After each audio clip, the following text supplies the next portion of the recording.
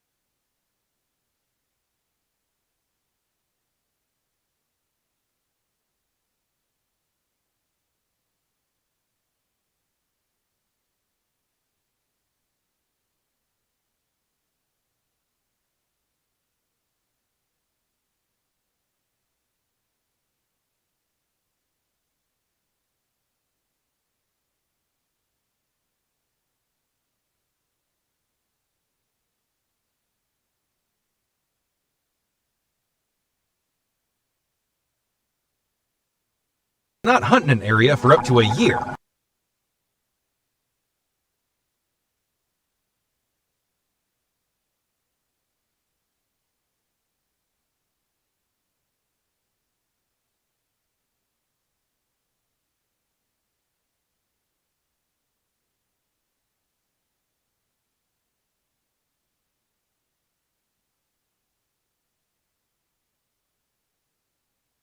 The numbers of their prey do not decline as they normally would, which affects other areas of the ecosystem in turn.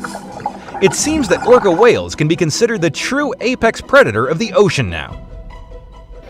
Why are orcas called killer whales?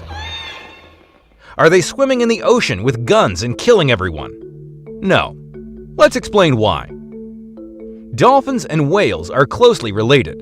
Orcas were given the name killer whale by ancient sailors' observations.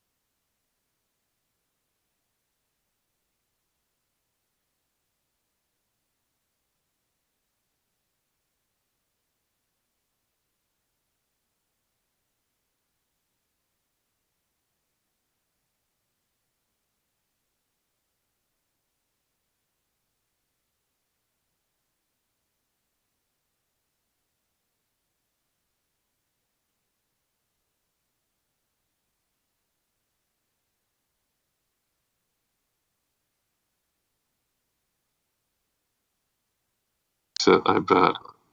Yep, I was right. Okay. Some stupid Skype maybe setting. it is working now. Yeah, it's some setting in Skype. It's so annoying, man. At least I know what to do now. Okay, great. Now Okay. I'm going to start the stream.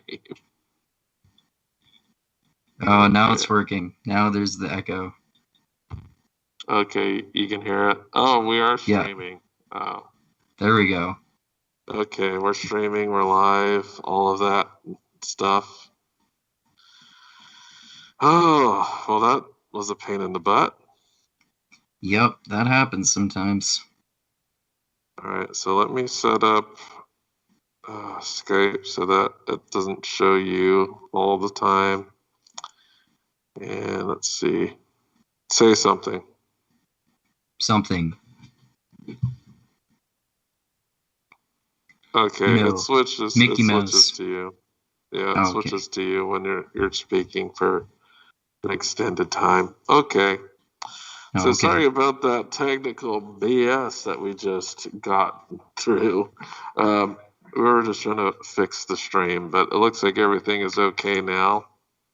So what are we here to talk about today? Well, today is going to be Castlevania Season 3. We're going to do the first half of Season 3. Since we think that's kind of a good length of episodes to talk about per session. And if you didn't catch us last week, we talked about the Sword of Truth, Book 2, which is the Stone of Tears. You could check that out also. For sure.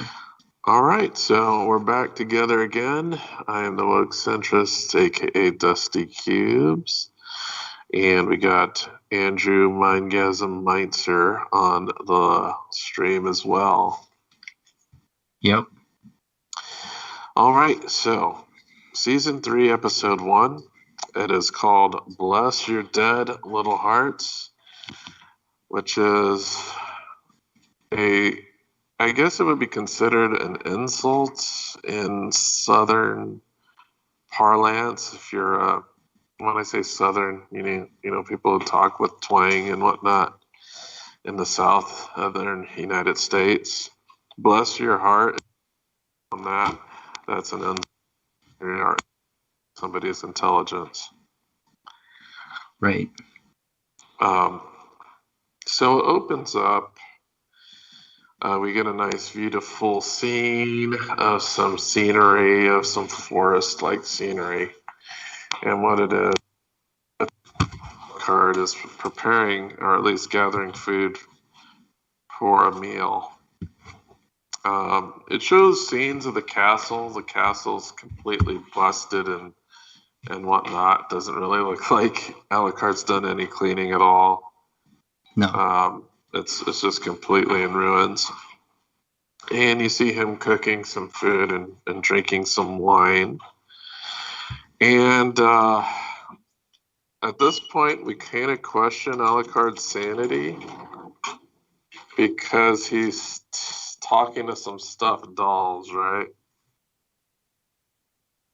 So we're like, man, is Alucard going insane or what? Yeah, dolls of Belmont and what's her name? Sypha? Sypha.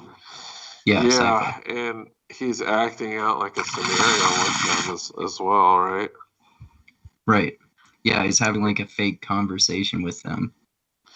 And I actually have some of this conversation here. It's quite comical. So, imitating Trevor. I think I hate everything and everybody, so I'm going to get drunk on beer that's been brewed in an old sheep, and then I'm my tiny penis and a dead dog I found in the ditch to make hate movies or something, because I'm actually more stupid than mud. When in reference, this is in reference to Trevor here. I didn't write. Yeah, their insults are awesome. I didn't write his whole acting out of Sypha, but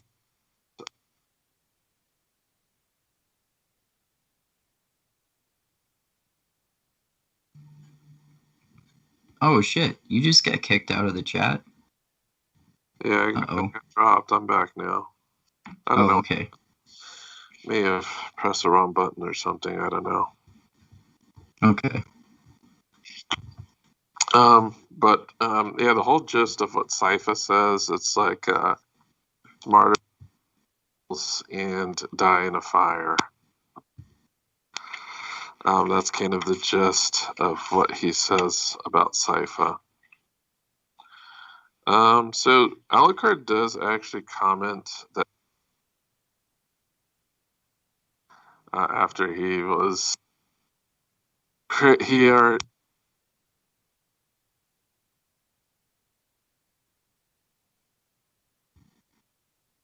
Oh no, it kicked him out again. I don't know what happened. Yep, I'm back. Okay. Your audio's kind of cutting out in and out a little bit too. Is it? Yeah, a little bit. It's fine right now though. I'm in an area with bad reception. That's okay.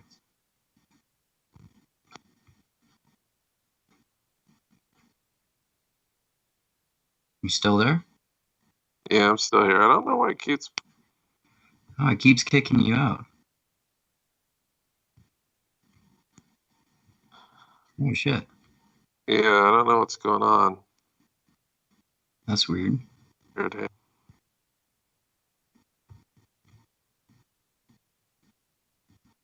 Ah, damn.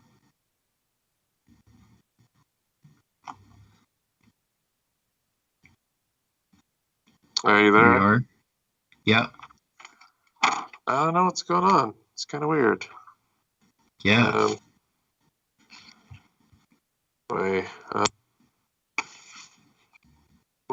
This is strange. I know right here it's giving me the wrong picture. Let me see. Oh, I got the right picture. And you're not muted, are you? Are you muted right now? I was, yeah. Okay, I was just making sure. Okay. Well, that was... Okay, so anyway. What is Alucard thinks he's losing his mind at this point, and he does comment on that. Mm-hmm. And Sypha and are on the... And they're basically bantering about how cold Sypha's feet are.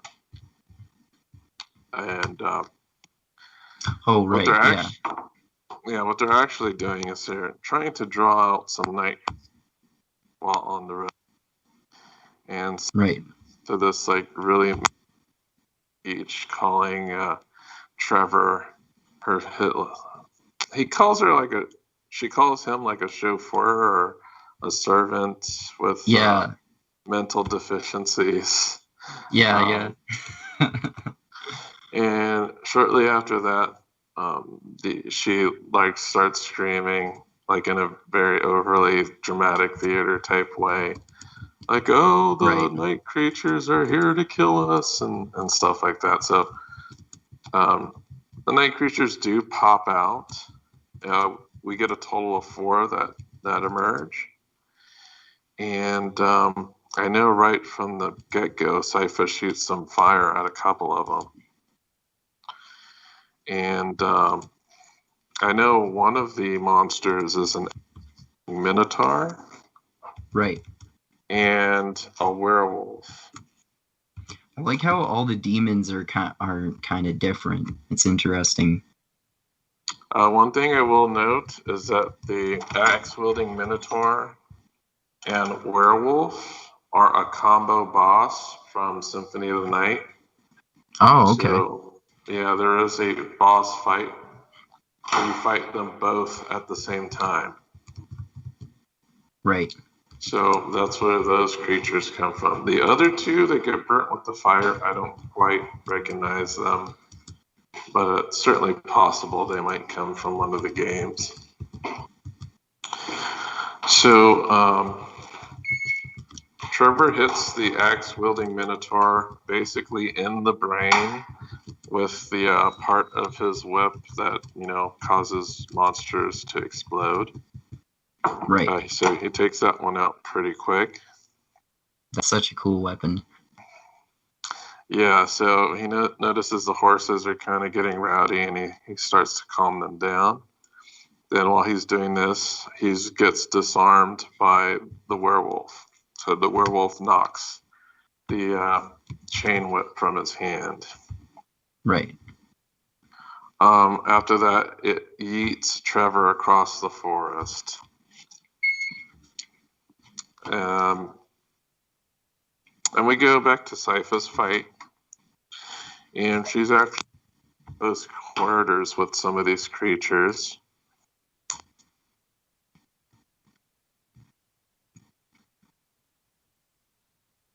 Oh, uh-oh. Can you hear me? Yeah. Okay, maybe I need to turn off the wireless. Maybe that's why it's causing this. I'll try that. Maybe that'll help me out here. Okay. Okay, so as I was saying, Sypha grabs one of them, like she puts her palm on one of the night creature's faces, and she just blows it up, like at point blank range with fire magic. Yeah. Cool. And at this point, Trevor had a tough time with the werewolf. He seems to be punching and kicking it, and it's not really doing at all. Like, yeah. Effect. So, tough time. And we go back to Sypha, and she's chasing down one of the creatures, and she's doing this by climbing some floating ice platforms. And when she gets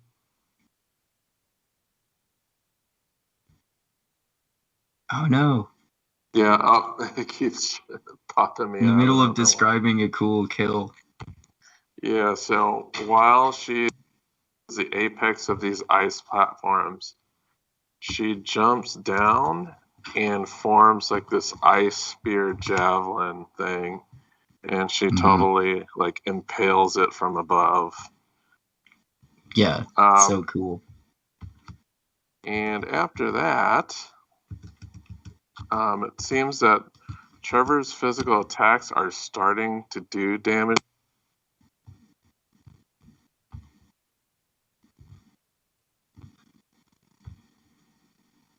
I'm not sure. I think there must be maybe something in my wires that are causing the call to hang up, which is strange. I don't know why that would happen. Yeah, that's weird. This wasn't an issue before. Let me make sure this is plugged like all the way in. Yeah, it's plugged all the way in. What's going on? Oh, what's going on here? Let me screw that back in. Hopefully that's not the problem. Okay. All right, continuing on. Trevor's punches and kicks are starting to have some physical damage on the werewolf. And we do see he ends up breaking the werewolf's knee. Yeah, that was good strategic attacking on his part when he didn't have a weapon. Yes, and then once the werewolf has its leg disabled, he takes the werewolf by the head, and what would you call it? He just gets some leverage, and he snaps the head all the way back. Right, basically breaking its neck. And I would say in this fight, Sypha was doing like the cooler stuff. Yeah, for sure. And she, like, it was like easy for her. She didn't, I don't think any of the creatures actually laid a hand on her. Trevor did have a tough time without the whip. Yeah. and like he's out of breath after the fight, and she's like, "Oh, that was no sweat," Yeah. So after they finish this battle, they talk about issues that they've encountered on the road, and one of those issues that they mentioned was a horse-drawn sailboat and a man claiming to be the pirate of the roads. Oh, I forgot about that. Wait, that's not the only time he comes up, by the way. Oh, okay. All right, so next scene, Styria Castle. This is the castle where Carmilla is at. Right. She finally reaches the castle, and she's greeted by two of her sisters. They have a conversation, and it's noted that basically because of what happened, the vampire hierarchy is kind of in disarray, and there's like a bunch of civil wars going on between the different vampire lords that are remaining.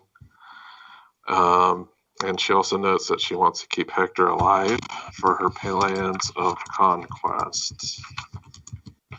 So we see Hector getting thrown into a cell naked, and he's given a piece of moldy bread infested with bugs, and he actually takes a bite of this moldy bread. And I think in the after-action report, Morana, she's not really a sister, she's Striga's love interest. Okay, let's talk about names here. Striga is the big butch vampire chick with the Russian accent or whatever. Morana is her companion. Yeah. And she's all about logistics and planning and stuff like that. Striga is like the general. Morana is the logistician. And we have Lenora, who's the diplomat, right? So Morana asks about the missing horses, and Carmilla basically said the horses didn't make it and my people need to eat. So next scene, Trevor and Sypha show up at a market, and it shows a market, and we see Saint Germain there.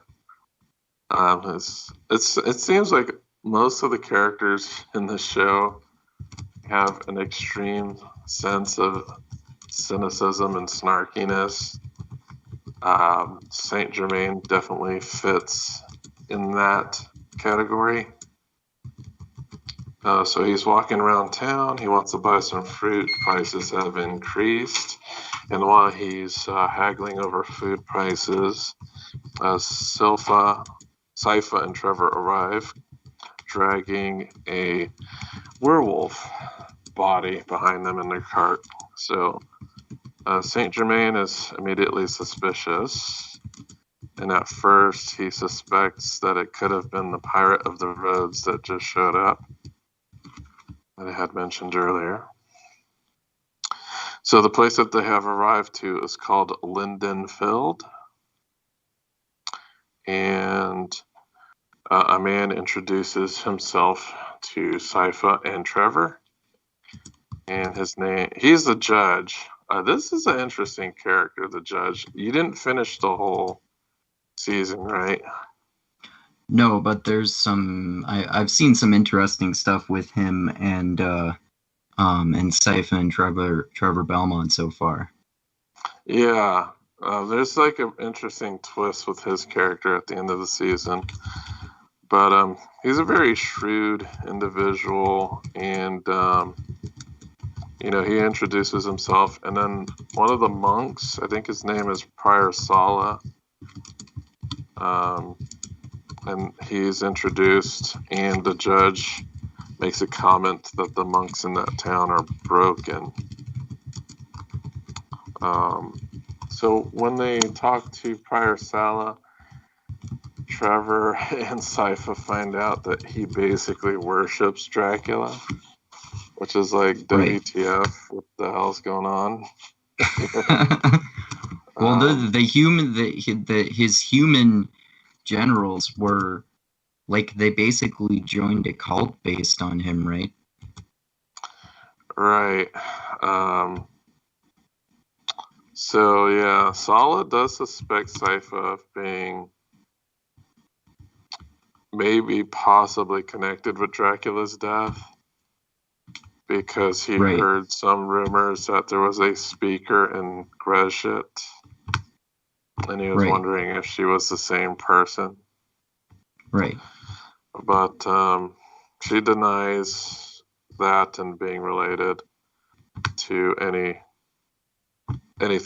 that has to do with Dracula's death. Right.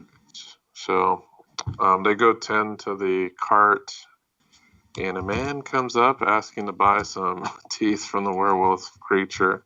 And Sypha like completely objects at first, but Trevor, being realistic, is like, well, we need food to eat, and it'd be nice to sleep in a bed for once. So she basically acquiesces to them looting the night creature corpse. Mm-hmm. So Trevor goes over to a bar, and he sees that they're selling beer, and he asks the bartender how much, and bartender, oh, it's on the house. You know, you killed that creature. Well, I'll give you a free beer.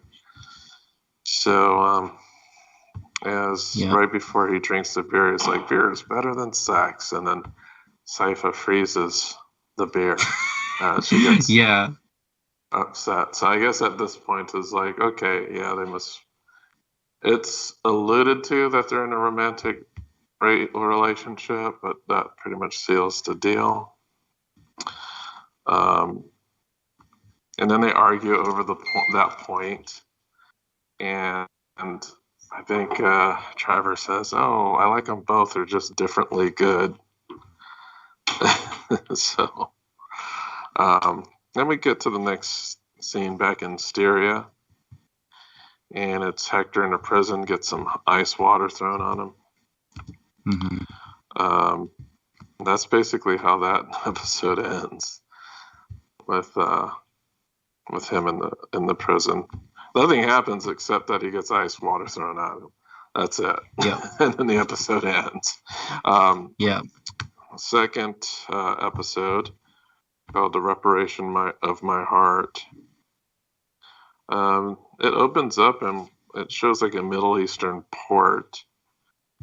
And Isaac is just marching through a town with a horde of night creatures. Like it's nothing. Like it's like a no big deal. Did we already go over the part? Did we already go over the part in our last Castlevania episode, where those guys came across him drinking at a stream, and they threatened him, so he killed them all and turned them into demons, and that's how he started off. Oh shit! Sorry. Yeah, that's how he started about that.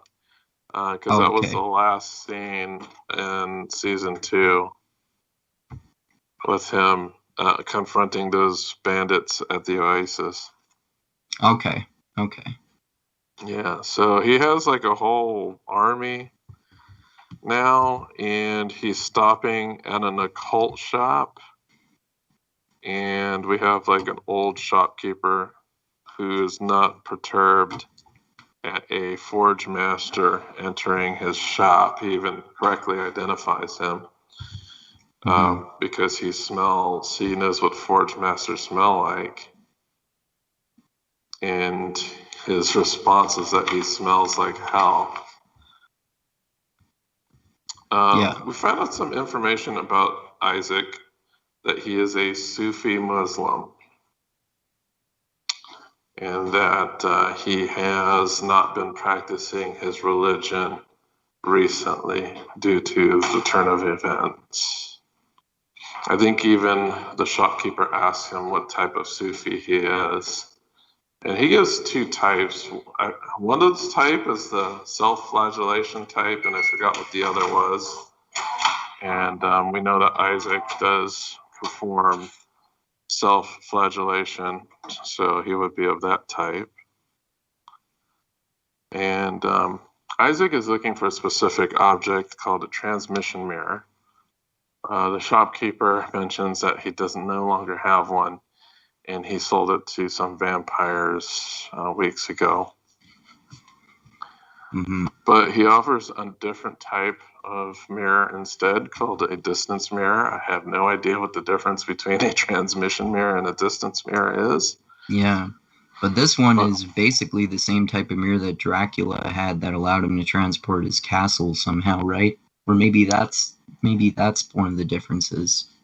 Well, but it's like the same. It looks like the same type of mirror. Like the shreds all come together and the legs show you something or something like that. I think, right? Right. I know in this mirror it shows him things, but I don't think he's allowed to interact with any of the things that he's been shown. Maybe that's what a transmission mirror does. I don't know, but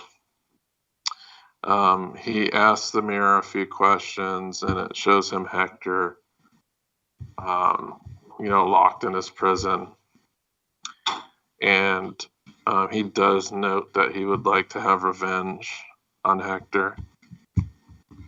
Mm-hmm. He also finds out who's he being held captive by and where he's at. So he does find out that he's in Styria when he asked who owns the castle, which it shows Carmilla. So what happens is the shopkeeper actually gives Isaac the mirror free of charge. Isaac wants to know what the gimmick is. And the shopkeeper basically tells him, you give me a good word in hell, and we're all settled. As the shopkeeper, I guess, believes he's going to hell. Right. So he would like to have a favor from somebody from hell in case he needed something. Yeah. That was interesting. Good idea if you believe that. Yeah. I guess in this world of Castlevania, hell is a very plausible place. Possibly, because essentially we do find out some information about the night creatures and how they're brought about. But moving forward, as Isaac leaves, he gets threatened by the City Watch. He says basically, I'm just going to take a ship and get out of here. Let me be on my way. City Watch doesn't want them to be in the city at all. So he basically orders the night creatures to feast, and they rip these guards to shreds, and he continues forward. Yep. Eventually he gets to the docks, and he meets a really interesting character there. He's like a junk captain. And the captain's not perturbed at all. Not unlike the shopkeeper about the demons. And Isaac actually initially plans to kill the captain and take the ship. The captain convinces him that he doesn't have the necessary skill to sail a ship on the open seas. So right. He makes a bargain. Hey, just hire me. Just hire me, and you give me your word that these night creatures won't kill us. Yeah. And they do come to an agreement. So, and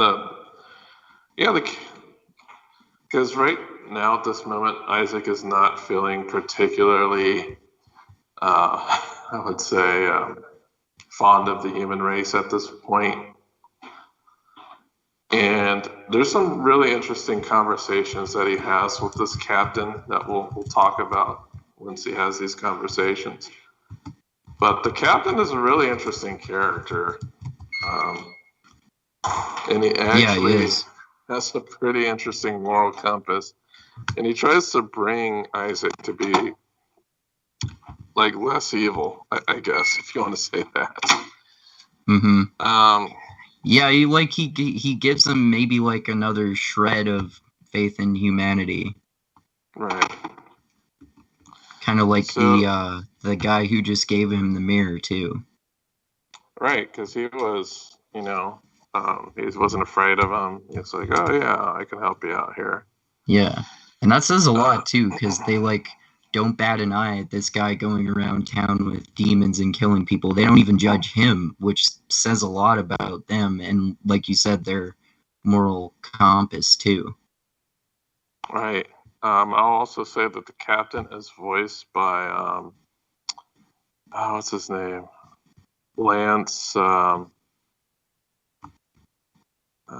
guy that I don't know what movie is he in. Have you seen The Wire?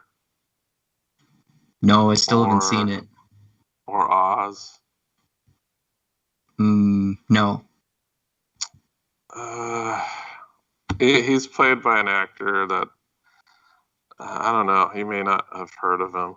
He's familiar to me though. But anyway, so yeah, they shake on it and they head off. So we go back to Styria, and Carmilla presents a map to her sisters and what her plans are, and she wants to take over a pretty big chunk of territory that she says is like 800 miles long.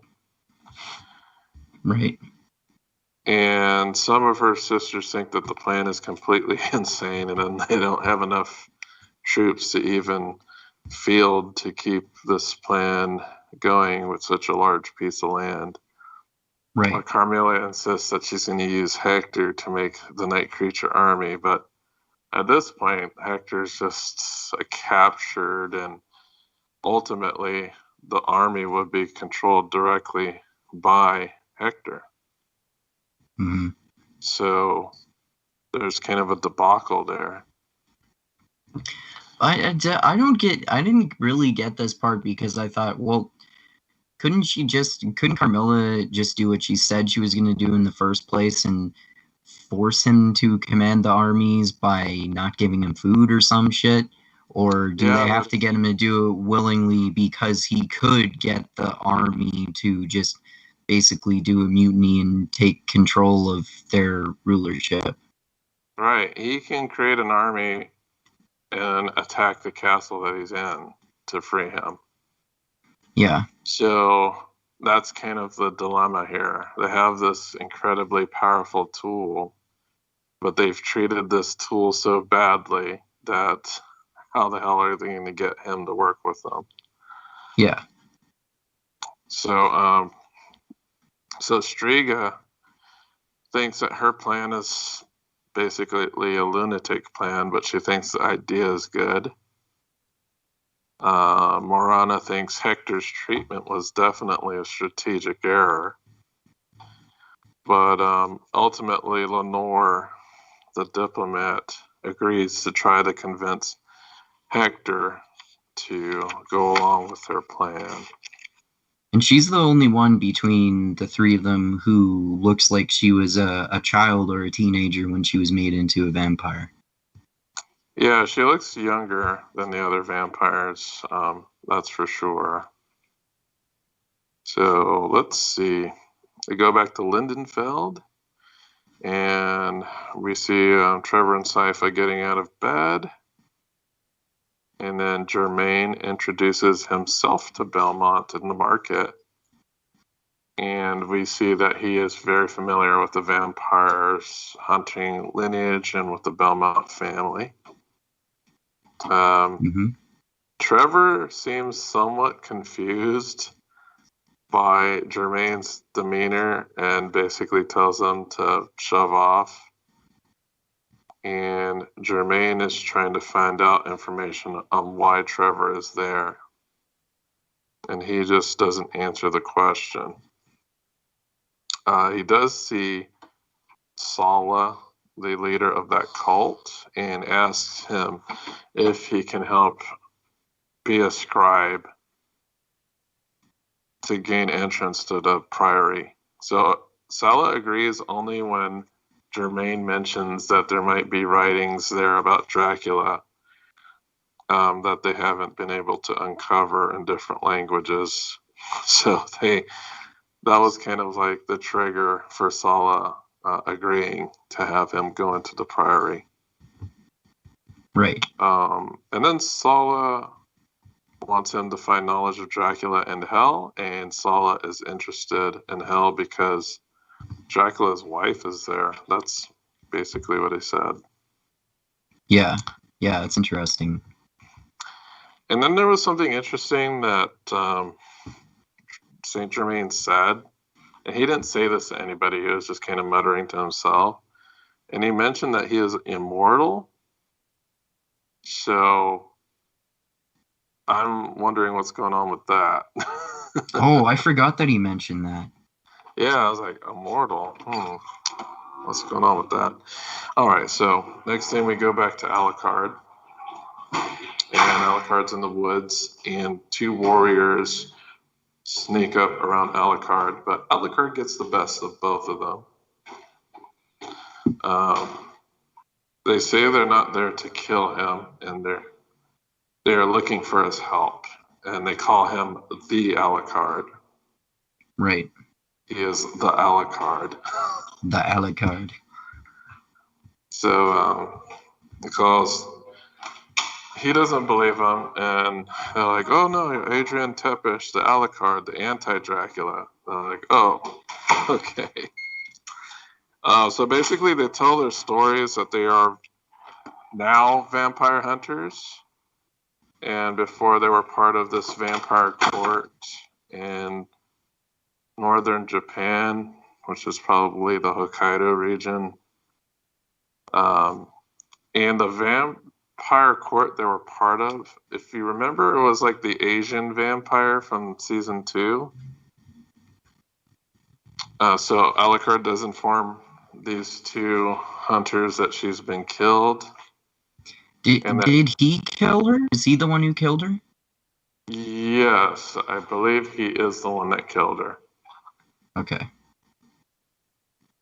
Because I think he like beheaded her. He was like the last vampire that he killed before fighting Dracula. Okay. So he killed her, and Dracula's dead. So they learn that basically their quarry has been defeated, but they still ask Alucard help with training to defeat vampires. Right. And then Alucard does agree to teach them the ways of vampire hunting. Okay, and then we get into the next episode, Investigators. It starts off in Lindenfield, and Sypha and Trevor are talking about their travels. I've just pulled one quote about the type of things that they were talking about. The quote I have is, flaming devil goat turds from the sky. Yeah, they were talking about some of the weird encounters they had, and essentially there were like some flying goats that attacked by shooting burning crap out of their butts or something like that. Yeah, it's funny. Yeah, the insults and the jokes are so hilarious in this. I know that regarding goats, Sypha comments, did you know that some people have sex with them? Yeah. I don't remember Trevor's response, but it probably amounted to him face palming. And that was like part of a conversation that was associated with the scene in which we first meet Trevor Belmont, right? These two guys arguing about how some guy they had seen some guy fucking a goat or something like that before they got into a fight with him. Well, of course, Trevor knows this. because he literally overheard someone talking about it. Sypha was not in the picture then, but yes, this is not the first mention of goat fucking in this series. Exactly. Next thing that happens is the judge of the town walks up to them and invites them for tea. And finally, Trevor does and Sypha do give the judge their true identities. And the judge kind of is like, yeah, right. And then these can't be the ones that killed Dracula. And then Sypha like puts her palm in the air and displays like a fireball. It's like, oh, okay. You guys must be legit then. So the judge actually tasks them with a mission and wants them to find out what's going on in the cult priory.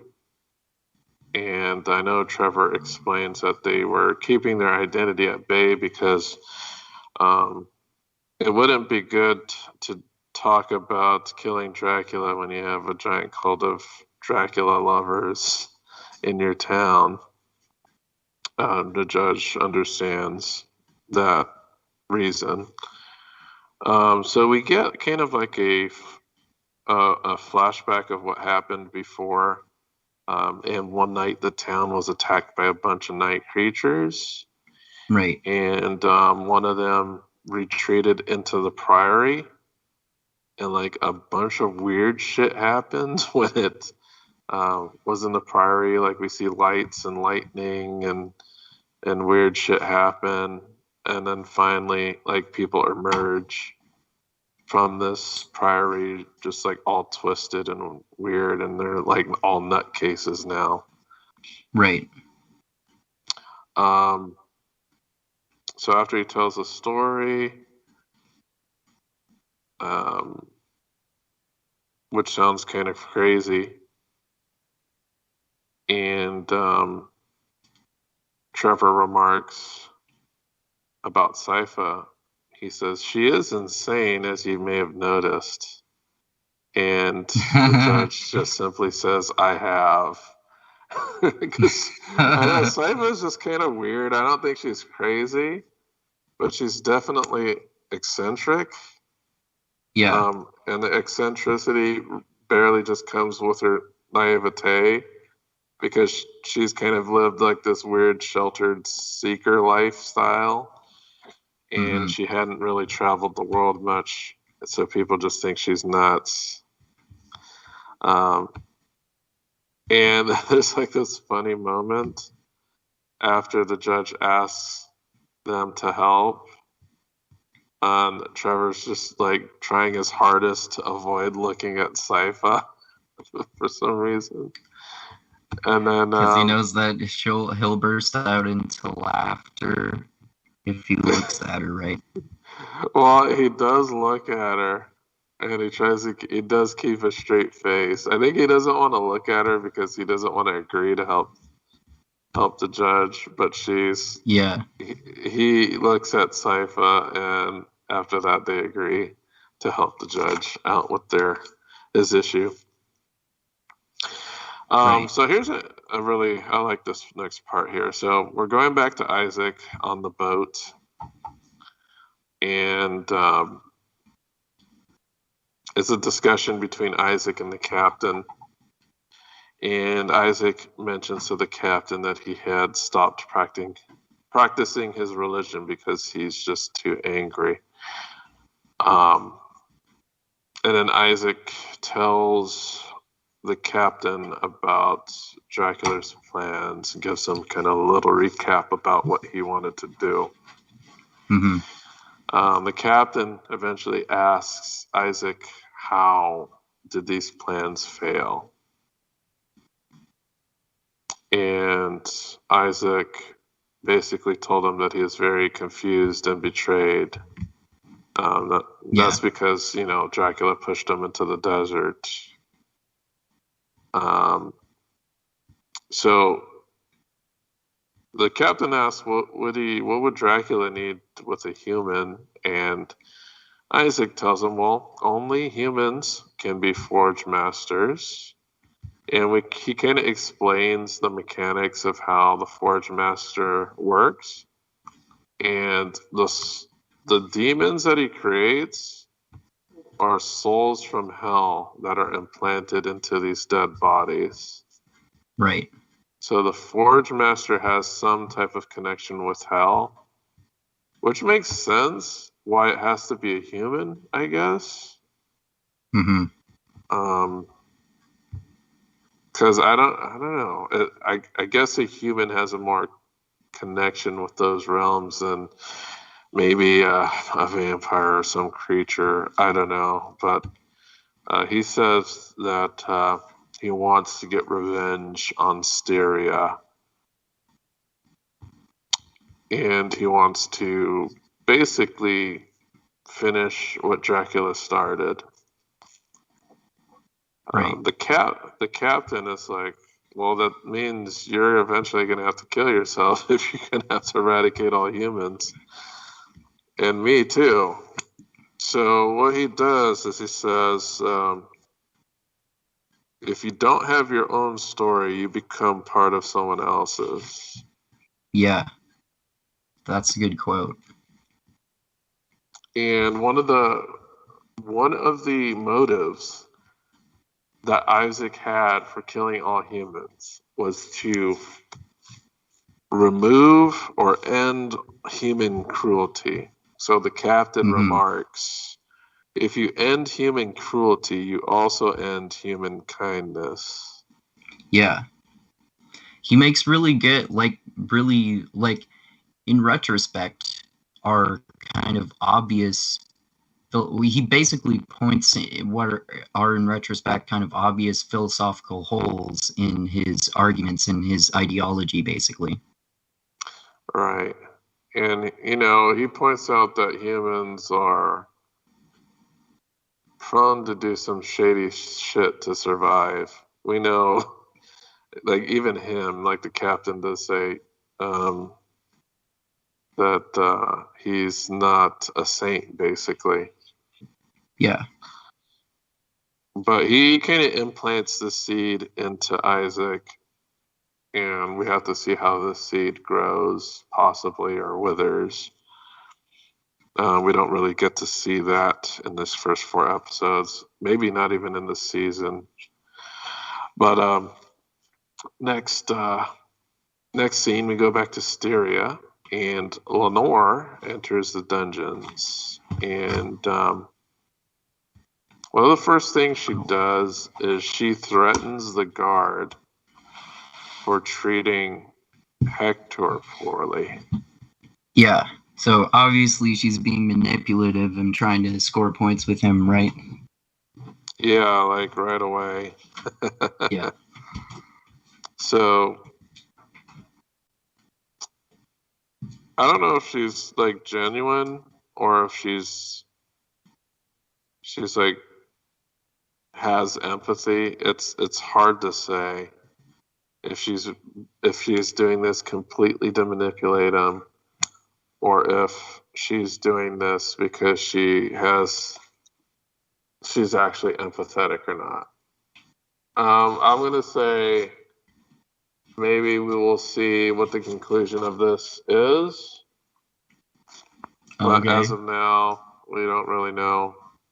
She does seem to be manipulative.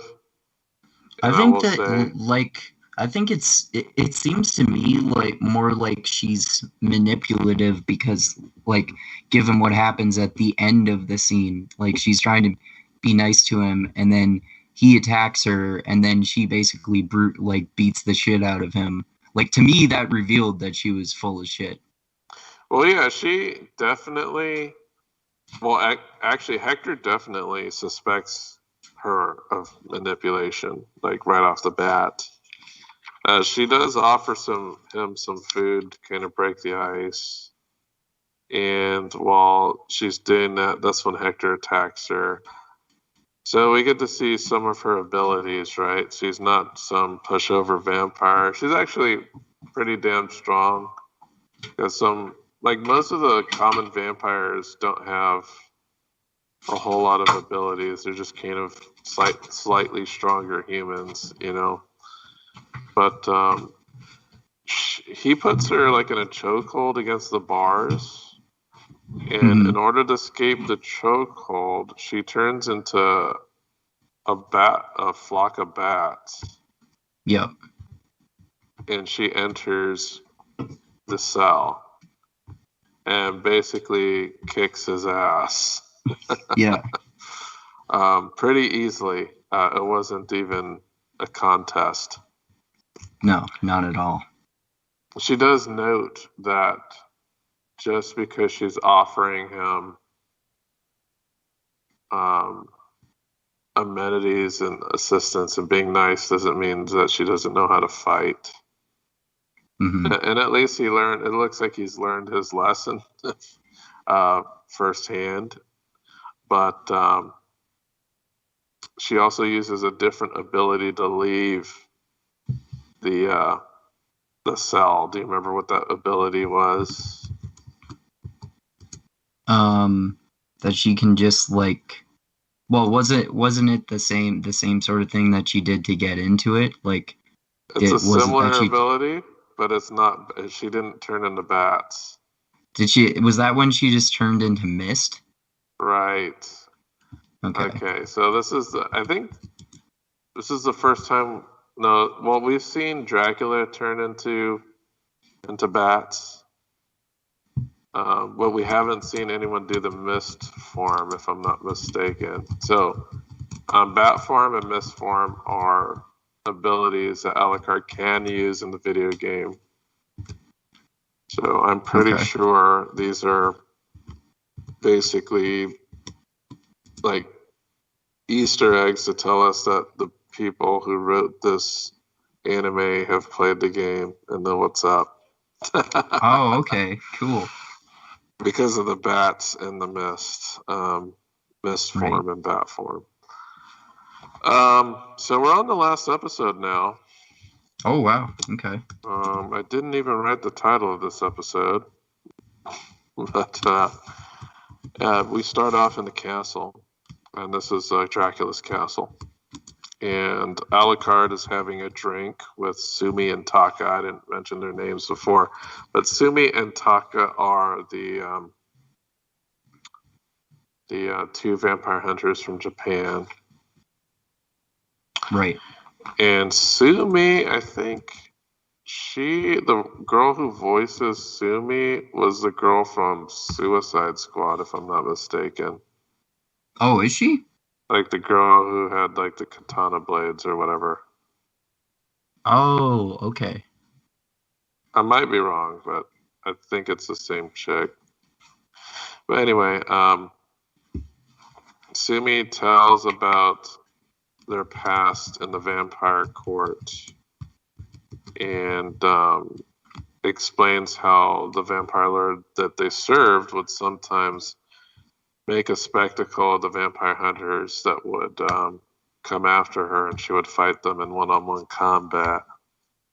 So we see this pretty cool like fight scene where she's fighting a samurai, and she's basically just tearing him to pieces. I don't think the samurai scores any hits, but she fights him like it's a dance of some sort. Right. Yeah, she's just basically toying with him and slowly killing him as brutally as possible. Right. She's messing with him. She's toying with him. And right before the samurai tries to commit suicide, she stops him and doesn't give the samurai the satisfaction of allowing him to kill himself in shame. Right. And instead of that, she basically does the vampire thing and sucks his blood. Mm-hmm. So they do mention that Cho was summoned by Dracula when all the shit was going down. And while Cho was gone, Sumi and Taki, they killed the vampire guards and freed the humans that were there trapped in the court. Right. and they vowed to go hunt Jo down, which is why they're basically at the castle now with Alucard, because they were looking for her. Right. The Alucard does mention that he wants to teach them new weapons and magic, and that's when you see their eyes light up.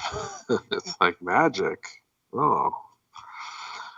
So I guess that means that in the world of Castlevania, magic is like a teachable ability.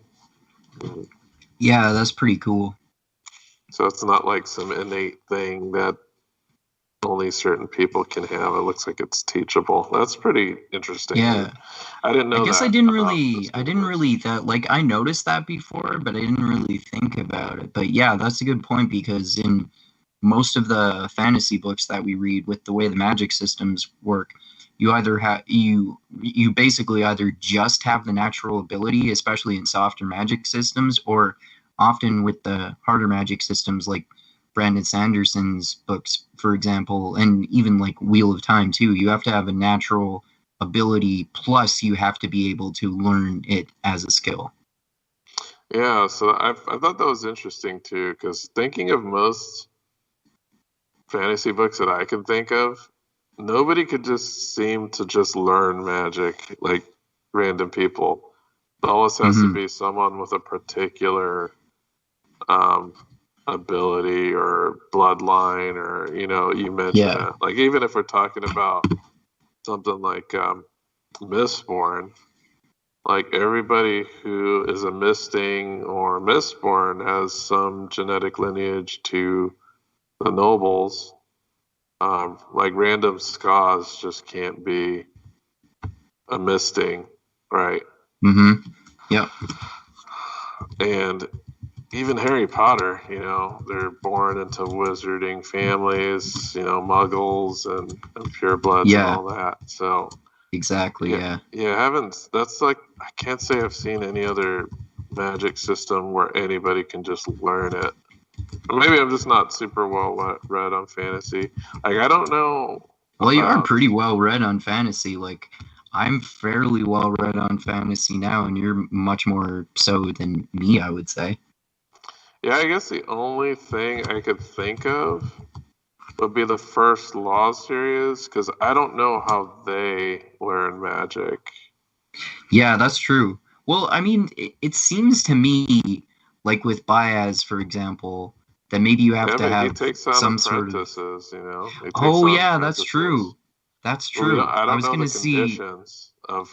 to say it's... Yeah, they don't really explain the magic system in First Law that much, which I don't mind. I like that different approach that Joe Abercrombie takes to it, because it kind of with his grim dark atmosphere. But yeah, it seemed to me originally like maybe Baez had some natural ability, but he also learned the skills. But yeah, that's a good point that he takes on apprentices and teaches them the skill. But yeah, like you were just saying there too, maybe, or like you were alluding there too, I should say, maybe you have to have a natural ability in addition to being able to learn the skills. It's probably either that, or you don't have to have any natural ability at all, I would say. So, moving on. We go back to Styria, and there's a scene where Striga and Marana are discussing Carmilla's plan, and they're basically discussing it as, is it a scheme or is it a dream, and kind of what the distinctions between those things are. Right, yeah. And I think Striga is more... No, Marana believes it more as a scheme, and Striga thinks it's more of a dream. But anyway, up to this point, the sisters basically thought Carmilla's plan was mad. But then Striga begins to think about it a bit, thinking about having an army of an empire, and they start to become inspired by the scope of the plan. Yeah, it's crazy, but if they can pull it off, it would be super awesome. So they're kind of giving a thumbs up and moving forward with that. Right. So we go back to Lindenfield. Germain is walking towards the priory, and the cult members are just like giving him dirty looks while he's approaching the place. And he enters the priory, and we see that it's filled with blood and shit. Right. Which is pretty gross, because these guys don't seem to care about cleaning the place up. Yep.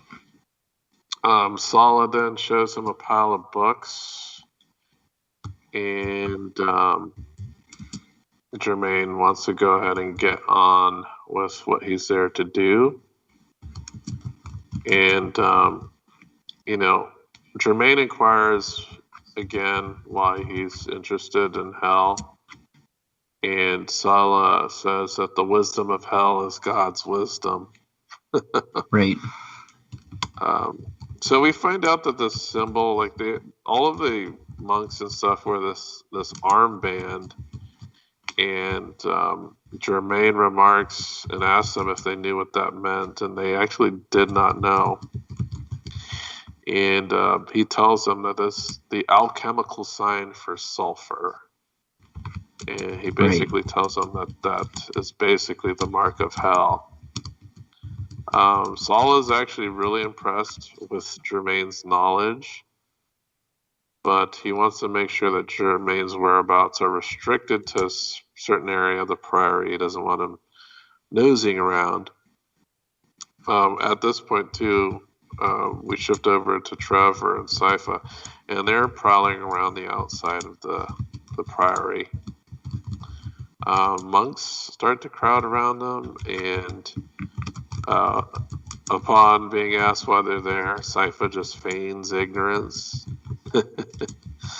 And while she does that, she calls the priest out for holding or wearing knives. Because I believe, I think priests are allowed to have bludgeon weapons, but they can't have like swords and knives. Like, priests aren't allowed to have weapons that draw blood, or something like that. Oh, right, yeah, I forgot about that. Yeah, so, as they basically tell them their intentions, we're watching you, we're going to find out what you guys are doing, and then they leave. The judge criticizes their method for dealing with the priory, but Sypha tells the judge that the place stinks of magic. So there's something otherworldly going on in that priory that's a bit of a mystery. Sounds like a Dracula cult. And with the episode that I left off on, I mean, no spoilers, but I'm wondering if it's going to be the case that those people are actually demons, or like the demons possess those people, and that's why like the leader, for example, seems kind of strange. Don't tell me whether I'm wrong about that, but yeah. I think you'll find out in episode 7. I'll tell you that.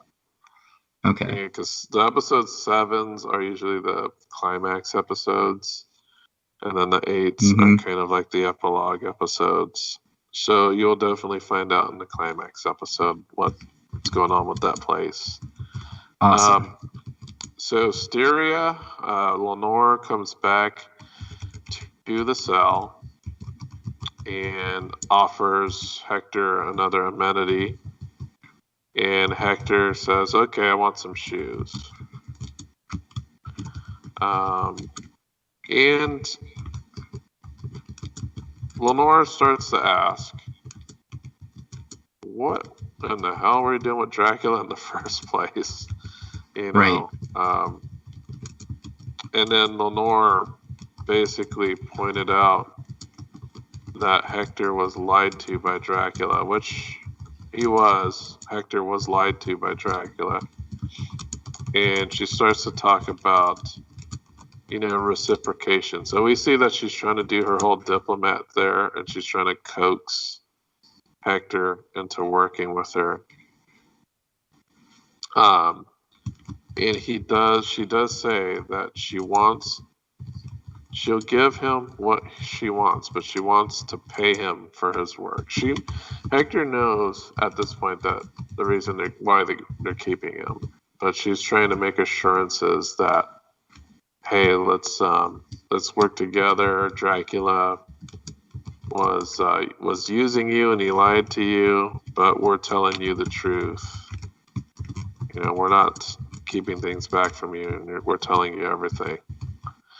And one of their plans is the plans of herding humanity and keeping them as keepers, which is what Hector thought Dracula was going to do. But it looks like what Carmilla is going to do was exactly what Hector wanted in the first place. So They're trying to convince Hector that, hey, we're going to actually do what you wanted to do, so come work with us. Right. And the next scene is at the port town. The captain drops off Isaac at the next port in Genoa, and they are immediately met with resistance. So we get, one of the really, I guess this is kind of an infamous quotation, which is, and this is, Hector saying it. It says, "Why do I keep doing the same thing over and over and expecting a different result? Am I mad?" Right. And when he's talking about this, he's talking about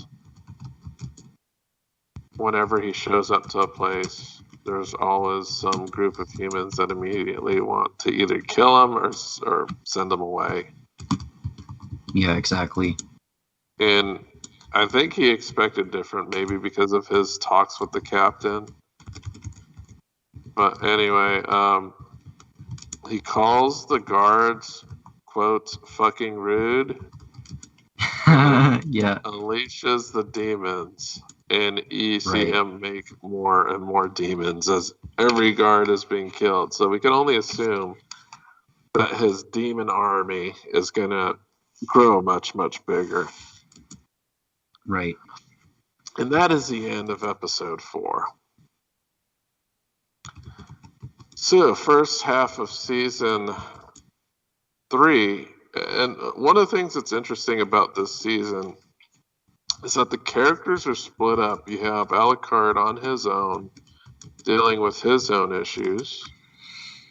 We have Trevor and Sypha in a different part of the world, dealing with the Priory.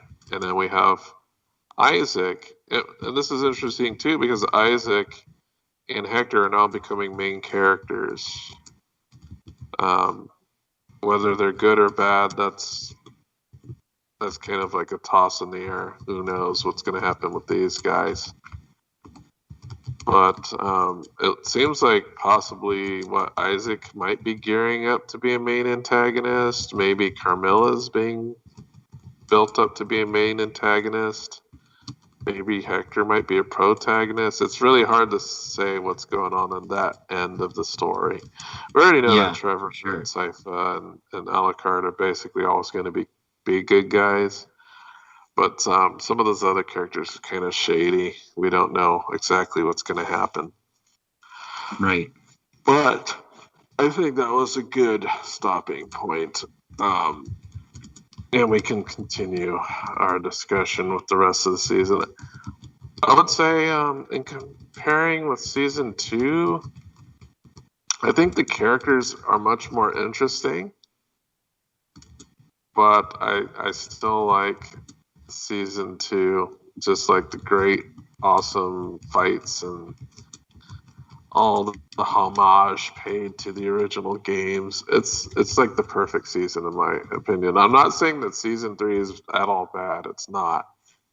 It's good. It's just so far it's not stacking up to 2 for me.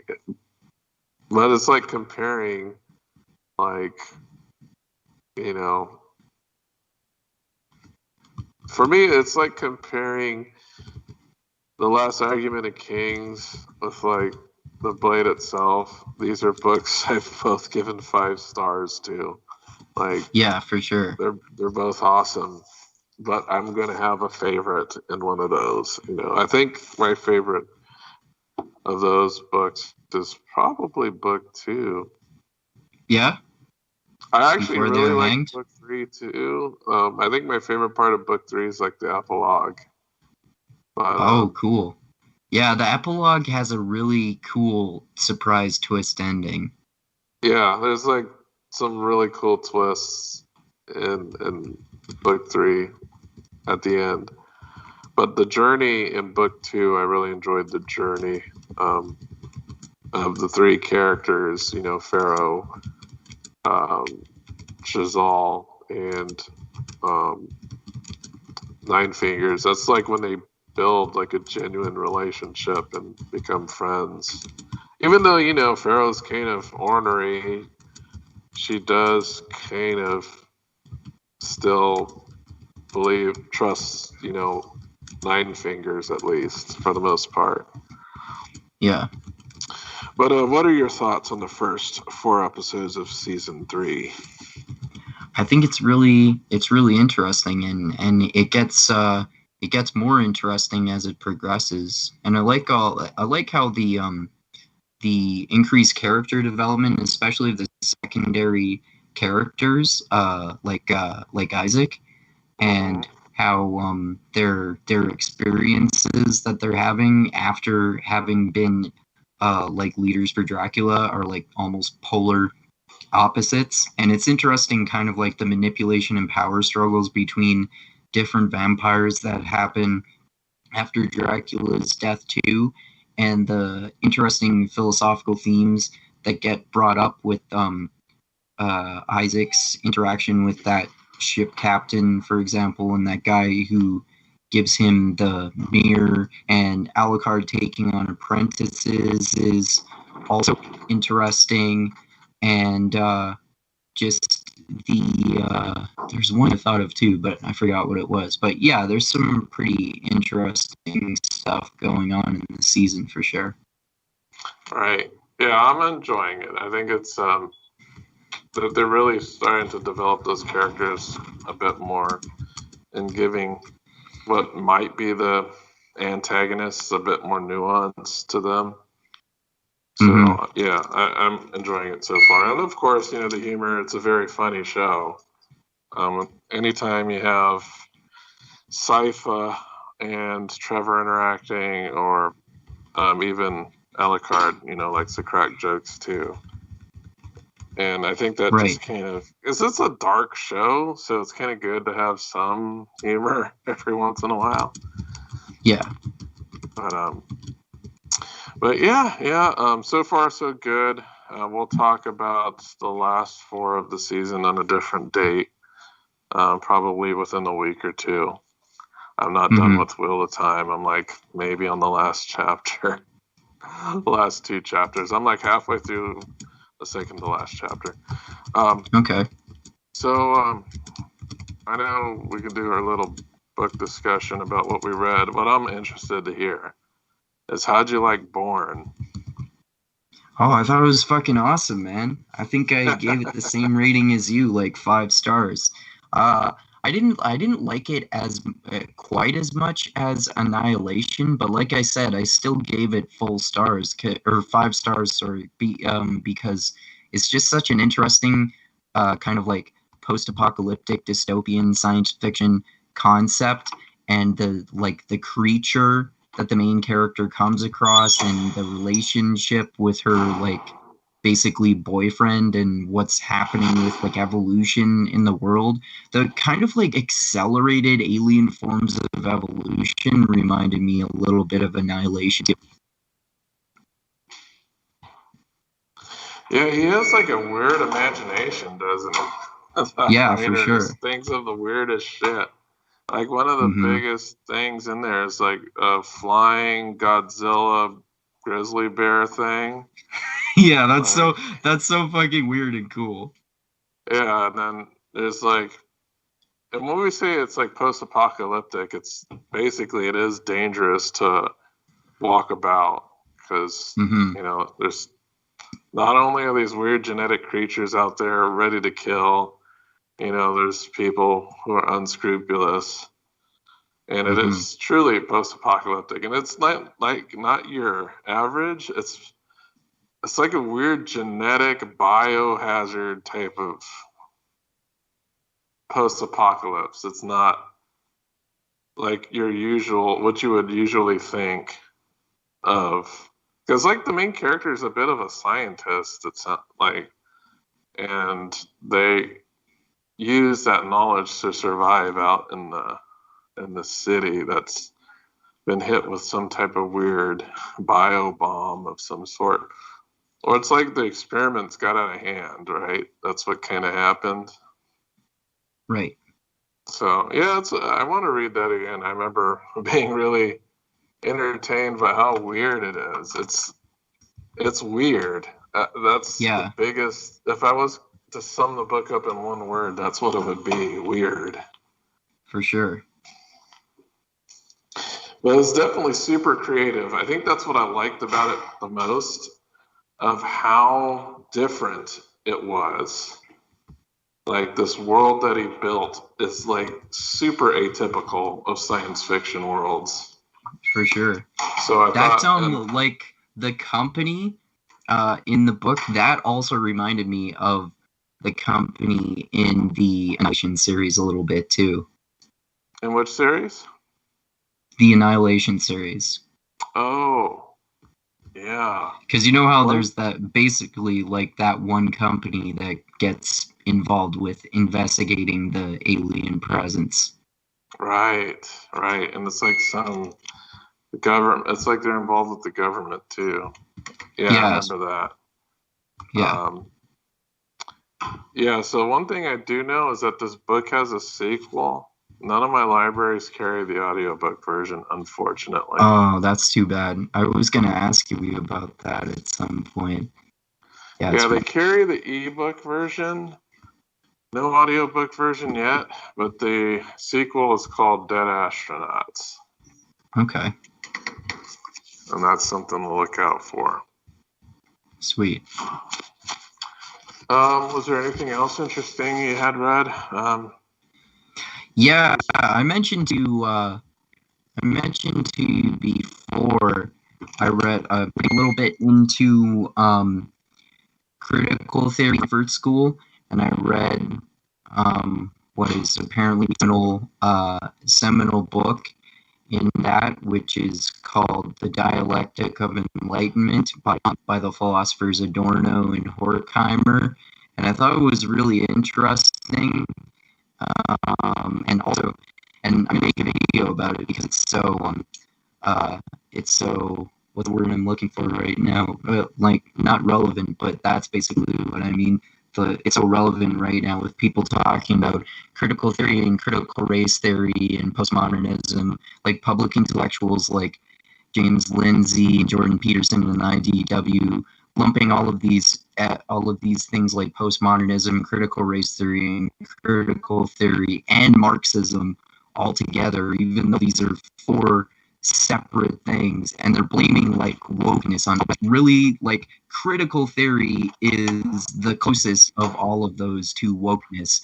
But critical race theory and postmodernism don't really, especially postmodernism, don't really have anything to do with wokeness. It's more so critical theory. But even in that book, they don't get into shit like they don't even really talk about things like race or gender or anything like that. Like, basically, they're the closest to being the roots of wokeness, because literally in the description on Goodreads, it says this was like an inspiration to feminism and gender studies and all that kind of stuff, even though it doesn't mention that stuff in the book. But basically, the fundamental argument of the book is that the Enlightenment itself is fundamentally flawed because it's anti-Semitic, to create new mythologies that go away from religion, but it basically ends up creating its own new mythologies instead, which I think is a really interesting argument, even though I disagree with it.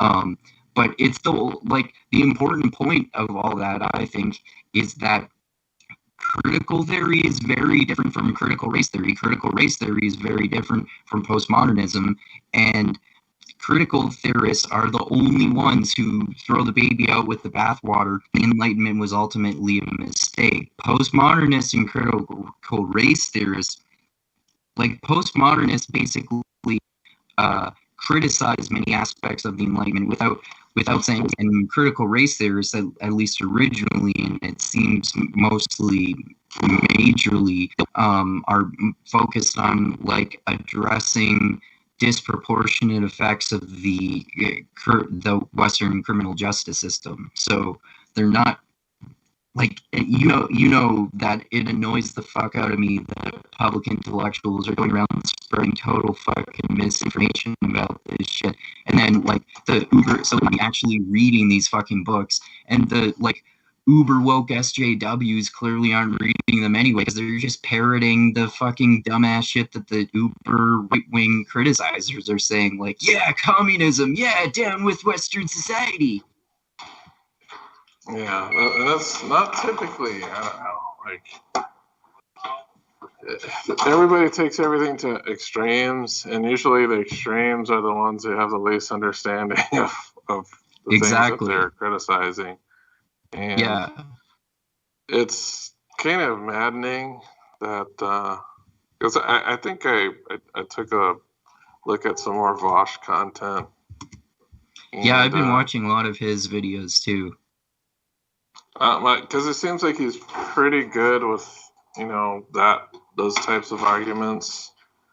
Whereas, taking one of these niche theories and creating a boogeyman out of it and saying, yeah, basically, this trick. Because that's the ultimate, right-wing fear-mongering tactic, is that, they're teaching this to our kids. Yeah. There's nothing more fearful. They're teaching our kids to hate America, man. Yeah, there's nothing more fearful than, the supposed indoctrination of your children with some woke shit. But it's clearly not really the case. Curriculums for elementary schools and public schools are pretty well regulated. They don't really go out of their way to teach crazy bullshit. It's not something you're gonna see really. But I don't know, man. These right wingers get mad about masks in their schools and teaching the negative side of American history. Doesn't make you hate your own country, but, in order to not commit the mistakes of the past, you have to know that those mistakes existed. Yeah, of course. You got to teach people the good side and the bad side. And that, yeah. You just got to do, and then you got to turn your country into a place to be proud of. Yeah, do what Trump said: make America great again. Something like that, but make it good. Oh, well, I don't know, man. And what was this book called that you read? The Dialectic of Enlightenment. Okay, Dialectic. It's fairly short too, and I read it because the audiobook was on YouTube on I think it was on a channel I subscribed to called Black Flag Audiobooks, which they have a lot of stuff that's critical theory or postmodernism related, or sometimes some anarchist books are on there too. Okay. Yeah, sounds like something I should eventually check out. All right. Yeah. And Was there anything else interesting that you had read? Yeah, I've been. I just started. Well, actually, just today I started reading Sharp Ends, of course, which is the book that's a collection of Joe Abercrombie short stories. I think it's pretty good so far. I've only read like 4 of them so far. I think there are 14.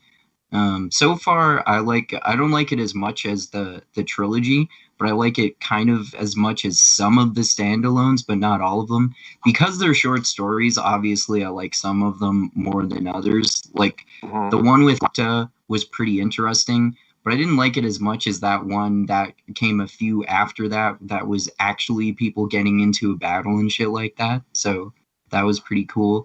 And the one about the thief was interesting too. Yeah, I like all of the Thieves ones because there's multiple ones about that thief, Chev. Oh, okay. Yeah, there's going to be a bunch. I just think the pairing of those 2 characters, Chev and Javra, is just hilarious. Yeah. You're also going to get some... You said that you read it, but you don't remember?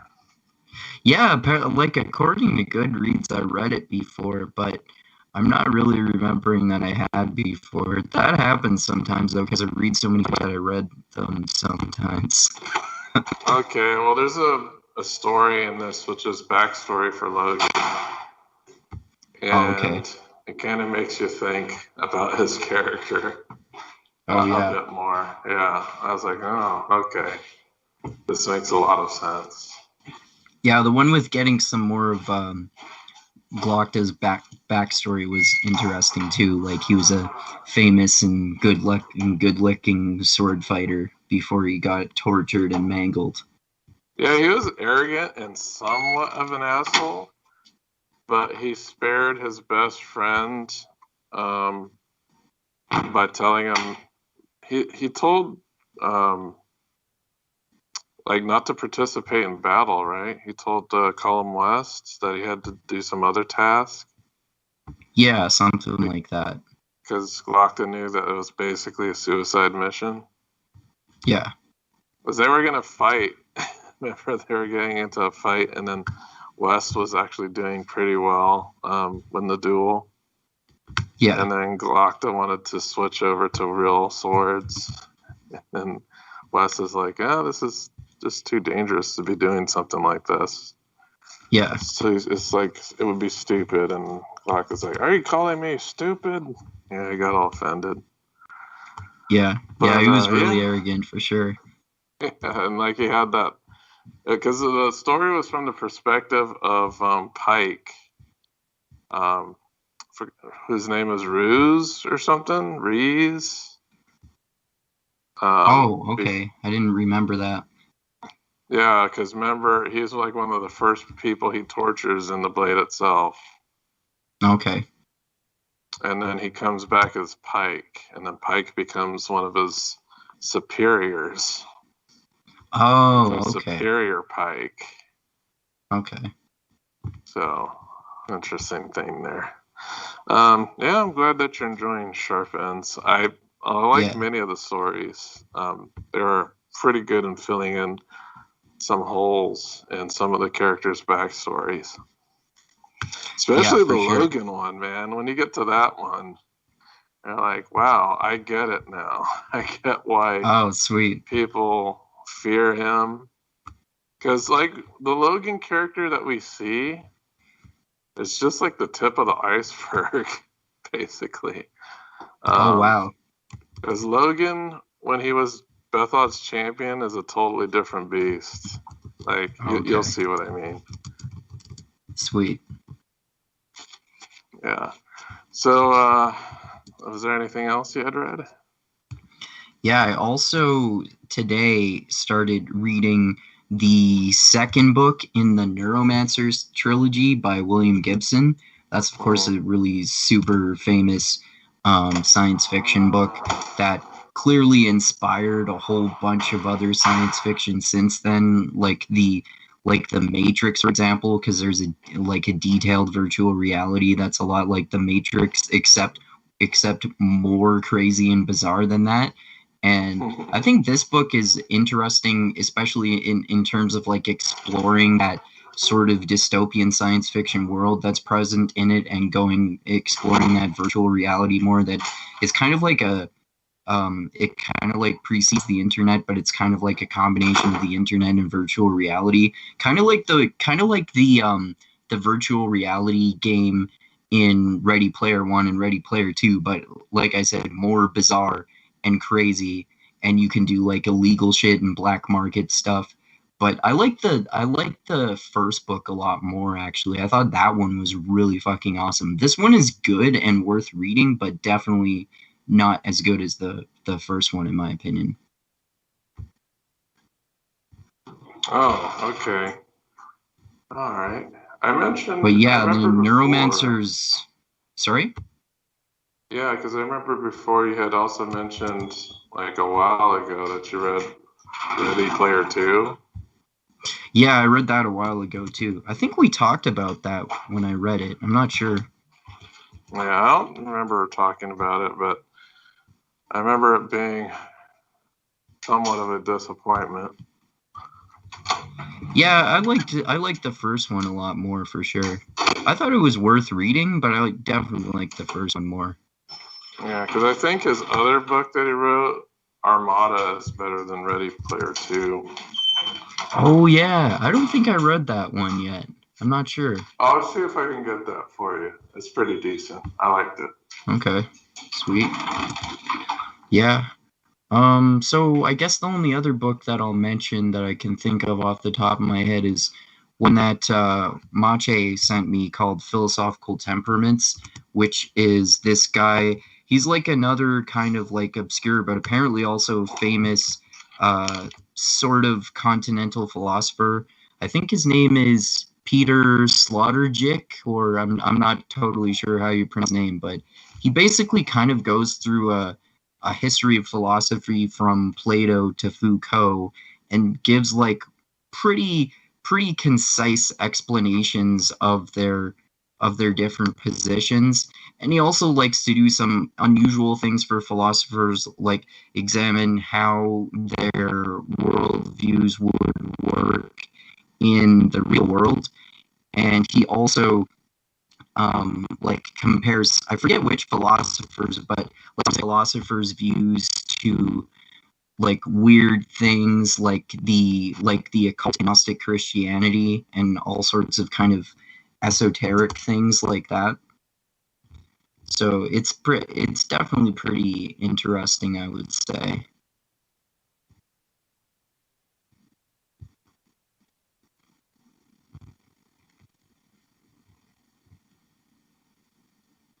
You still there? Oh, sorry, I was muted. I was saying, okay. That's really interesting. What's the name of the book? I want to write it down. Philosophical Temperaments. Philosophical Temperaments. And this if guy's you want, still alive? I can. That's a good question, actually. I'm not sure. I should, let me see. Yeah, but I think I can probably send you the ebook. Oh, you have the ebook version? Yeah. I'm not sure if there's an audiobook version of it. Wonder if Audible has it. Yeah, I might have it. Yeah, if it's not on Audible, it's not going to be anywhere. Apparently, I don't see a date of death, but he was born in 1947, so he's pretty old. 74, apparently. I think he's probably alive. Yeah. Yeah, it doesn't say that he's dead. It says he's 74, so. Okay. Yeah. Yeah, it sounds like it's worth checking out. I like to see like the breakdowns he has of the different philosophers. Yeah, they're interesting for sure. Yeah, so I guess that's I've read more than that, but that's all. Those are all the only like significant ones that come to the top of my head. Oh wait, actually another one. The only other one that just came to the top of my head is this. I'm reading another book by Deleuze, It's one of their most famous ones called Anti-Oedipus, Capitalism and Schizophrenia. And just like other books by Deleuze Deleuze and Guattari, I should say, that I've read, it's like super bizarre and complex and abstract and sometimes confusing, but also sometimes makes really interesting points. Like he kind of compares like capitalism and the nuclear family to like he basically kind of makes biological analogies about them, and he talks about schizophrenia itself and the idea that, you know, people who are labeled as mad in our culture are not necessarily actually mad. It's the cultural views of the way we define something as mad that's actually schizophrenic in some ways. And obviously one of the main points too, because Deleuze and Guattari were Marxists, was talking about like how it's kind of like a schizophrenic attitude in some ways.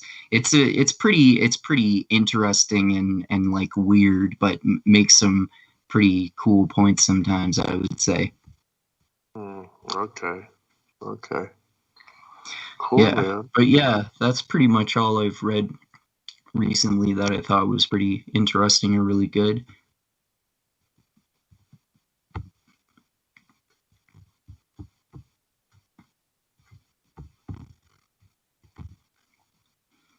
You still there?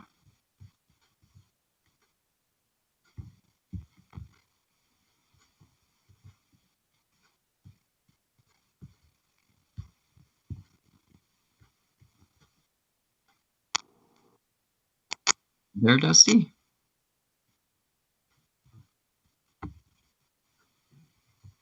I heard your sound cut out a few times there. Can you hear me? Yeah, now I can hear you. Yeah, my phone is just like going crazy. Like it was like moving on its own. That's weird. Can you hear me now? Yeah, I can hear you. Okay, that was weird. I had to pull the cord out because like it was randomly changing the volume and pressing things. I have no idea what was going on there. Okay. I had to grab my other headphones here because my Bluetooth headphones are about to die. Okay. So you tell me what you've been reading lately, and I'll switch my headphones. Yeah, mostly Sharp Ends. I finished that. Got through all of it. My favorite stories are Chev, anything with Chev in it, and Jevra. Very funny stories. I started Chapter House Dune again, so I'm getting back into Dune for at least a book. And there's so much stuff, man. I've been trying to get through the Wheel of Time, of course.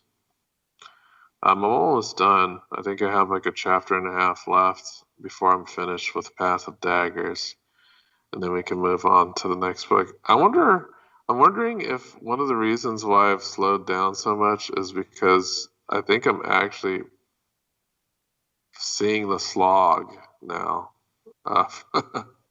It's weird. It's like, oh yeah, everyone talks about the slog, but I think I'm actually seeing it. It's like, oh yeah, this is a little bit of a slog. Yeah, definitely some parts of that book. But yeah, I'm finishing that, and not much. I know I've listened to some podcasts and some videos. The ones that you sent, like I've listened to. Those Bosch ones. It was like a video you sent me that was an analysis of Foucault and Chomsky's debate.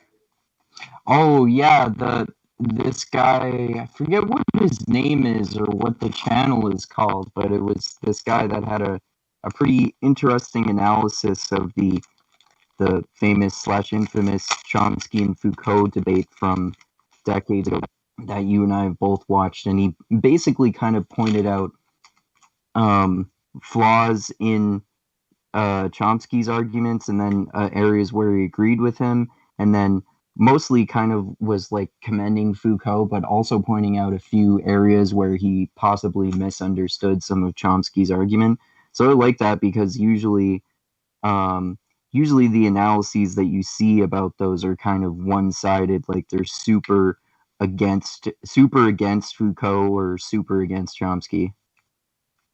Yeah, I thought that was a pretty interesting breakdown. It makes me want to listen to that debate again. Yeah. The debate is like difficult for me to, because I know Foucault speaks in the same way that he writes. Yeah. It's the same. So, if you have trouble understanding what he said, I think it's actually a little bit easier to understand him because he does use his particular jargon that's very particular to like Foucault's version of postmodernism. Yeah. But I kind of want to listen to that again, watch it again, just to see that analysis in action. But I haven't been reading too much. I've been kind of splitting it up a little bit with some nonfiction podcasts, and then some that kind of border on it, fiction. But not too much reading. I need to accelerate that a little bit. I know a lot of these little short stories are going to definitely help my reading challenge for Goodreads. Yeah, they always do. Because I have another series of short stories I was thinking of reading called Unfettered. Hold on a second. Okay. Yep. If you want to cheat on your Goodreads to read number, your reading goal for the year, short stories or poems are a great way to get that up because they usually count. Each one of them usually is an entire book on Goodreads. Yeah, some of the stories though aren't in Goodreads. Some of those. Yeah. Usually some of them aren't. Yeah. Yeah, because there's like 3 or 4 missing from the Sharp Ends book. Yeah, I noticed the first one today. I think it's the 4th one in the series. Beautiful Bastards. I think it's Glocka. No, that one. I think that one was in there. I think that one was the first story. Yeah. I think it was whatever the 4th one was. I forget which one that was. Oh, okay. The one with Severod?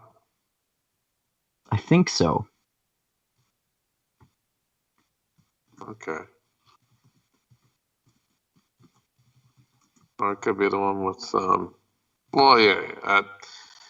there's a lot of stories in there. Yeah. But yeah, next I just got to finish this chapter house Dune. Yeah, that's I already don't remember it that well. I do remember some specific parts of it, like looking for different planets and trying to do that, like the geoengineering or whatever you call it, to change the atmosphere of one of them. And but I don't remember that much of it, especially since I've read so many fucking Dune books now. Like I think I've read 20 or so of them. Some of them kind of run together a little bit. Yeah, from what I've read so far, it looks like the Bene Gesserit are kind of on their last legs. The Honored Matres are the kind of dominant force in the galaxy, and they're trying to create another Miles Teg by using like a clone or a Goler or something. And there's a new, I don't know what you want to call them, but like a new race of people that consists of handlers and these people who look like humans but have like cat-like behavioral tendencies. I'm not sure what's going on with this book yet. Right. But yeah, they're introducing like a new race of people, and I think the Thylaxu are almost like extinct, also. Right. And so they don't have any synthetic spice, and the spice is very, very low supply. Right. So, and then I think the chapter I just read, O'Drade, who is kind of like the big boss, um, Bene Gesserit, she mentioned that the spice is indeed a narcotic, and that they are addicted to it. And honored matres have like their own version of narcotic, and it's interchangeable. Right. And also there was like a pretty interesting discussion about like government. So apparently like the Bene Gesserit are very anti-democracy, not anti-democracy, but anti-bureaucracy. Right. And there's like a political discussion between like an honored matre and a captured Bene Gesserit, and they talk about like political philosophy, and one of the Bene Gesserit ends up kind of mocking, or at least calling their political system into question, and then the honored matre gets mad and kicks the Bene Gesserit in the head and kills them. Okay. But yeah, I'm still getting through it. I'm not even, maybe like a little bit more than a quarter done with it. But it's not that long of a book. I think it's just like 8 hours or so when it's sped up. Oh, I forgot that it was that short. Yeah, it's not very long. Okay. I think this is what, the last Frank Herbert one, or was the one before that? I don't know. Yeah, I think that is the last Frank Herbert one. Okay. So yeah, I'm on the last one. Nice. Of the Frank Herberts. But yeah, I got a big backlog of Brian shit, Herbert and that other author wrote way more Dune books than Frank Herbert did. Right. Did you get through any more of those First Formic War books? Yeah, I just have whatever the newest one was that you sent me. If it's the trilogy, if they're both trilogies, the first and second Formic War, then I think I just have the last one to read. Pretty sure it's okay. Yeah. I think the first Formic War is a trilogy, and the second one, I think it's just 2 books. Oh, okay. But yeah, it was an interesting story. I'll read the first one and the second Formic War sometime soon. If you want to send that to me, that'd be cool. Sure, I have to get it. I think I have the first book and the second Formic War. I think I'll probably read that last one in the first Formic War next before I read Cibola Burn, which pretty sure that's book 4 in the Expanse, right? Dang, I don't even know. You're way ahead of me. I've only read the first book. I think after this Chapter House Dune book, I'm going to start the second book of The Expanse. Cool. And then I got to listen to the last third of Path of Daggers. Cool. So maybe, do you think, do you want to maybe do the last chat with Tram about that like next weekend, or do you think it should be another week? Probably another week. I don't think I'll be ready by next weekend. So next chat, we could either do Castlevania, the next 4 episodes, or Treason by Orson Scott Card. Cool. Yeah, I could read that if you send it to me. Didn't I send it to you? I thought I did. I didn't? I don't think so. Okay, I have it. I could send it to you.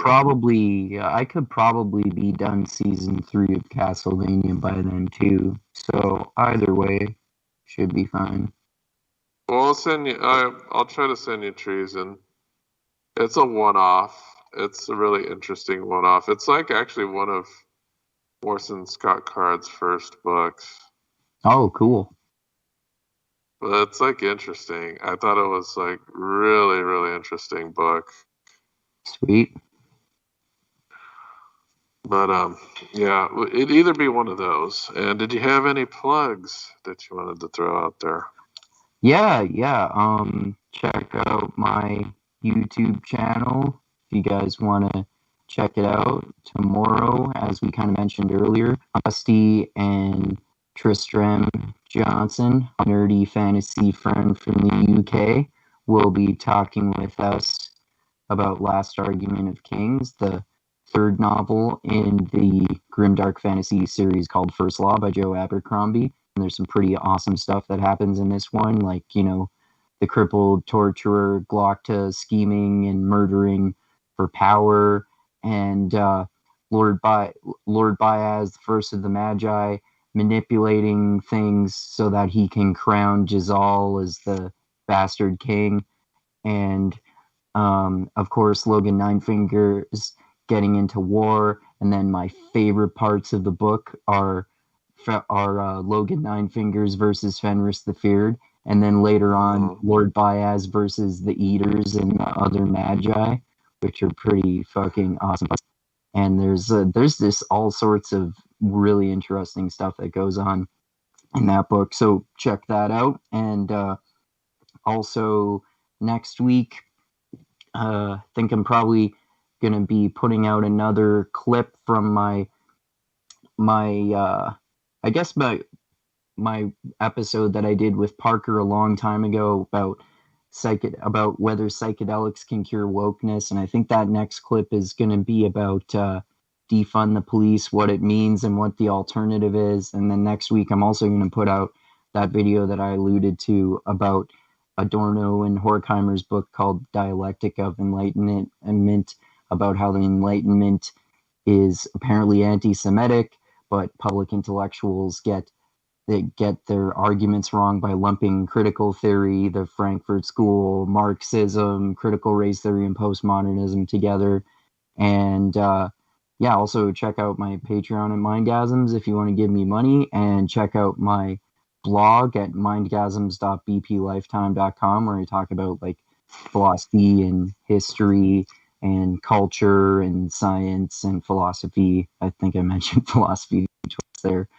And also chapters of my novel that I've been writing, short stories and poems, and all that on my blog there. And I think Dusty's probably got my Twitter in the description there. And I'm Andrew Mindgasms on Instagram and Andrew Meintzer on Facebook. It's spelled the same way as it is in my Twitter, so I don't have to spell it out every time if you just look at the description. All right, so that's all my plugs there. All right. Yeah, and join us next week, of course, and tomorrow on Andrew's channel. And if you liked anything, if you hated anything, use the comment section. It's great. I'll respond to any comments you guys have. Like and subscribe, and join us tomorrow/next week. Yep. All right. Adios. Until next time, everyone. All right.